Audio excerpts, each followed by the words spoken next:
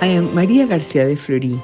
On October 13, we celebrate the feast of Saint Edward, the King of England, famous for his generosity, piety, kindness, religiosity, and justice.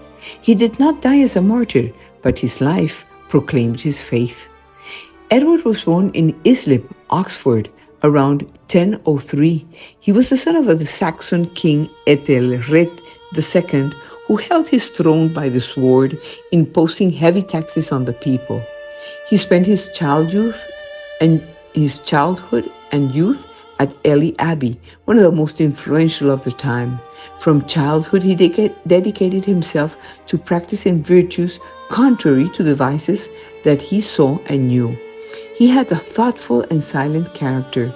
He was humble and surrounded himself with wise men from whom he learned much. In the year 1013, the King of Denmark took the English throne and began a succession of internal struggles in England until in 1042, Edward assumed the throne. He was 40 years old. Edward devoted all his efforts to realizing the ideal of the Christian prince: preserve the peace, spread the religion, restore the force of the old laws, lessen the burdens of the people, and achieve the prosperity of all. One of the most popular acts of his reign was the elimination of the tax for the army. The taxes that had been collected from house to house were distributed among the poor. He lived on the income from his real estates instead of collecting taxes. He listened to complaints and administered justice fairly. As king, he laid his hands on people and healed them.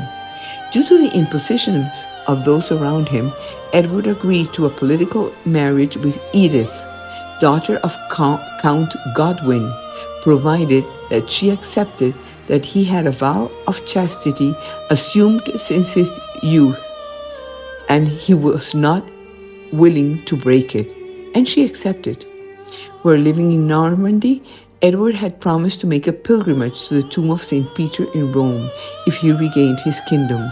However, leaving England during that time period would have destabilized the country, so the Pope told King Edward to build a new abbey for monks and a church. He rebuilt and expanded Westminster Abbey, which later became the pantheon of the kings and great men of England. Traditionally, his crown has been used to crown English and British monarchs at the coronation since the 13th century. St. Edward became famous for his laws. His legal code became common throughout England under the name of Laws of Edward the Confessor.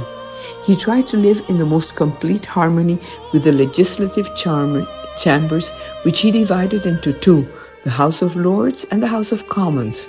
The 24-year reign of St. Edward is considered to this day as one of the best and happiest known to England. King Edward's reputation for curing the sick continued after his death in 1066. In 1161, he was canonized and transferred to Westminster Abbey on October 13, the day on which his feast is currently celebrated.